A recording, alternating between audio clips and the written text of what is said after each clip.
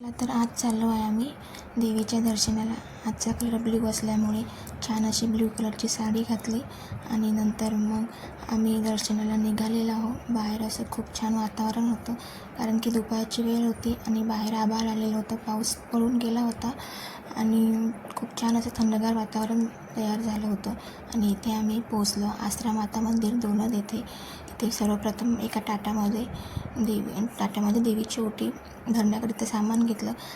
त्यामध्ये साडी, नारळ, खण आणि त्यासोबत सुपारी, हळद कुंकू, हळकुंड, हिरव्या बांगड्या, हार, गजरा, तांदूळ, पानाचा विडा आणि खडीसाखर देखील घेतली।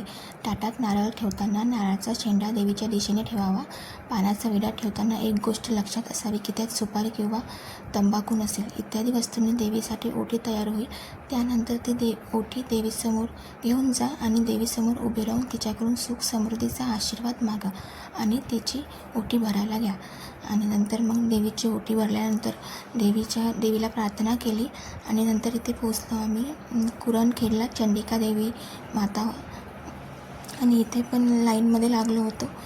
खूप गर्दी होती, कारण की संडे होता। संडे असल्यामुळे सर्व जण दर्शनाला येतात, त्यामुळे खूप गर्दी होती। लाईनमध्ये लागलो आणि नंतर मग देवीचं दर्शन घेतलं। इथे सुद्धा देवीची त्याचप्रमाणे ओटी भरली। ताटात असलेले सर्व साहित्य देवीच्या चरणी अर्पण केले आणि तांदूळ वाहले। नंतर देवीला प्रार्थना केली आणि परत मग दर्शन झालं। आणि नंतर मग थोडा टाईम होता तर एक छोटासा व्हिडिओ घेतला आणि मग काही फोटोज क्लिक केले, ग्रुप फोटो।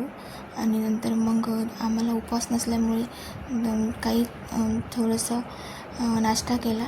नाश्त्यामध्ये आम्ही फ्राईड राईस, मंचुरियन ऑर्डर केलं होतं, कारण की खूप भूक लागली होती। एकदम दर्शनाला टेकड्यावर चढावं लागते देवीच्या, त्यामुळे आमच्यासोबत लेकरं पण होते। आणि नंतर मग फ्राईड राईस आणि मंचुरियन एन्जॉय केला आणि एंडिंगला काही स्वीट ऑर्डर केली आणि ती पण एन्जॉय केली।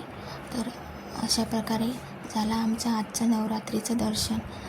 तुम्ही गेले की नाही कुठे दर्शनाला, मला कमेंटमध्ये नक्की सांगा। तर बाय।